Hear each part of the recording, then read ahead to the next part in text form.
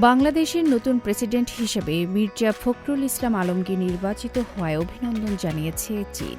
শুক্রবার চীনের পররাষ্ট্র মন্ত্রণালয়ের নিয়মিত প্রেস ব্রিফিংয়ে এক প্রশ্নের জবাবে মুখপাত্র লিন চিয়ানি অভিনন্দন জানান।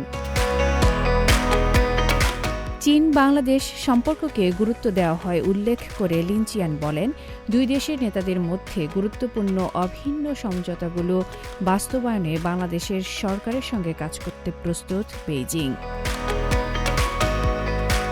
তিনি আরও বলেন, উচ্চমানের বেল্ট অ্যান্ড রোড সহযোগিতায় এগিয়ে নেওয়া, বিভিন্ন ক্ষেত্রে দুই দেশের মধ্যে বিনিময় ও সহযোগিতা সম্প্রসারণ এবং নতুন যুগে চীন বাংলাদেশ অভিন্ন ভবিষ্যতের অংশীদারত্ব গঠনে নতুন অগ্রগতি অর্জনের লক্ষ্যে চীন কাজ করবে।